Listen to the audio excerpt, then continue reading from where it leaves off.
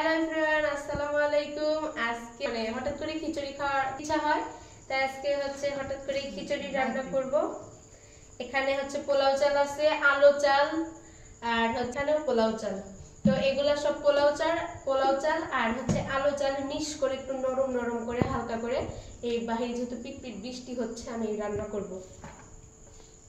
পোলাও চাল আমি মেপে নিচ্ছি। রান্না করা মাংস একটু বেঁচে গেছিল, তো এই মাংস দিয়ে এখন ঝটপট রান্না করে নিব আমাদের মতো করে। এই তো পোলাও চাল আর আলো চাল মিক্স করলাম। এখন আমি ডাউল দিব। এক কাতি, এক পোয়া, এটা এক পোয়ার কাতি ডাউল। আর অন্য কোনো ডাউল আছে? আর অন্য কোনো ডাউল আছে? মুগ আছে তো, মুগ ডাউল দিবে। আচ্ছা, তাহলে আরেকটু দিই। আর অন্য কোনো নাই, আর আমাদের বাসাতে ডাউলের অভাব নেই, ডাউল আছে অনেক, একটু বেশি করেই দিই, যেহেতু অন্য কোনো ডাউলের সাথে আর যাবে না, আর নাইও, থাকলে দিলে ভালো লাগতো। শুধু মসুরের ভালো করে চাউল ডাউল এখন আমি ধুয়ে নিব, তাই কুলা থেকে নামিয়ে নিচ্ছি।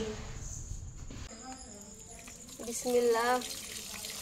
আমি চাউল ধুতে বাহিরে আসছি, কারণ বাহিরে এভাবে ধুলে ভালো করে ধোয়া যাবে। ডলে ডলে ধুয়ে নিব। আমার দেখেন 5-6 বার মতো ডলে ডলে ধুয়ে ধুয়ে পরিষ্কার করে নিয়েছি চাউল আর ডাউল।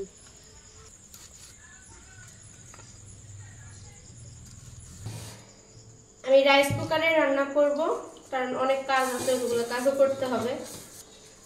রাইস কুকার দিলে সুবিধা হবে, আর গ্যাসে রান্না করলে একটু পর পর এসে চেক করতে হবে, অনেক ঝামেলা। শর্টকাট রাইস কুকারে রান্না করবো। এই তো চাউলগুলো দিয়ে দিলাম। এখানে কেটে রাখা পেঁয়াজ আর মরিচ আছে, এখন আমি দিয়ে দিব। আমি হাত দিয়ে আজকে মাখিয়ে রান্না করবো। হাত দিয়ে মাখিয়ে যে কোনো কিছু রান্না করলে একটু বেশি স্বাদ হয়।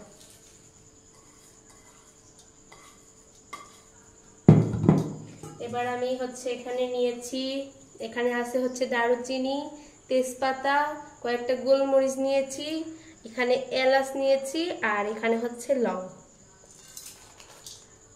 আদা রসুন ও জিরা বাটা সবকিছু একসাথেই আছে। এখন আমি দিয়ে দিব লবণ। এখন দিয়ে দিব হলুদের গুঁড়া। আমি খিচুড়িটা রান্না করব সরিষার তেল দিয়ে, খাঁটি সরিষার, একদম বাড়ির খাঁটি সরিষার তেল দিয়ে। ছোট বোতলে ঢালা নাই, তাই বড়টাই আবার এখন বড়টা দিয়ে ঢালতে হচ্ছে আর কি।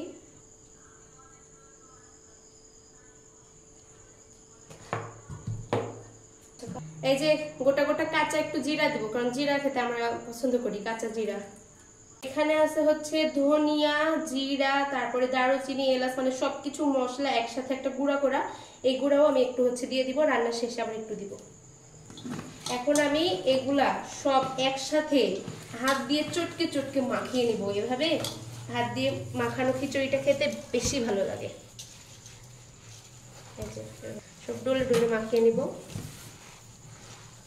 এখনই পোলাও চালের যে গন্ধ বার হচ্ছে, রানীরা রান্না করার পর কেমন হবে খেয়ে জানানো হবে। আর খিচুড়িটা হয়ে আসার একটু আগ দিয়ে তখন আবার সরিষার তেল উপর দিয়ে দিব। তখন সরিষার তেলের একটা সুন্দর স্মেল বের হয়, এত ভালো লাগে। সরিষার তেলের ওই গন্ধটা ভালো লাগে খিচুড়ির শেষে, মানে রান্না হওয়ার শেষের দিকে উপর দিয়ে রাখলে ভালো লাগে খিচুড়ি খেতে। 1 চামচ মরিচের গুঁড়া দিয়ে দিব। বেশি ঝাল ঝাল খাবে তাই বলতেছি মরিচের গুঁড়াও দিতে একটু। এই তো 1 চামচই দিলাম, বেশি দিলাম না, কারণ কাঁচা মরিচও বেশি দেওয়া আছে। এখন আমি পানি দিয়ে দিব, একদম ঠান্ডা পানি, কোনো গরম পানি দিইনি, ঠান্ডা পানি দিয়েছি। আর একটু লাগবে পানি।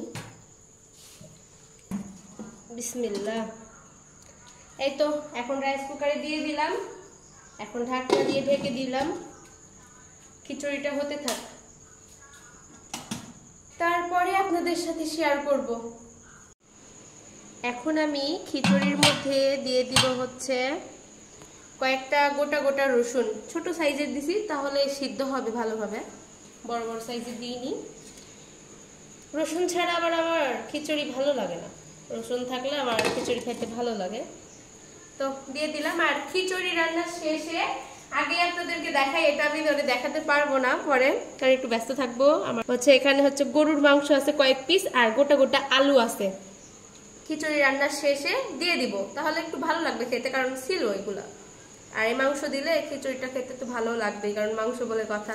তো এটা দিয়ে দিবে, এটা আপনাদের সাথে শেয়ার করতে পারবো না, তাই আগেই বলে দিলাম।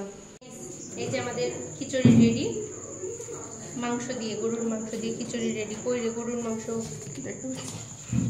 না, দেখতে পাচ্ছি এই যে গরুর মাংস, এই যে তরকারি ছিল, এটা দিয়ে দিচ্ছি রান্না করা। অনেক মজা, একটু নরম নরম টাইপের খিচুড়ি, বৃষ্টির দিনে পোলাও চালের তরকারি খুব মজা।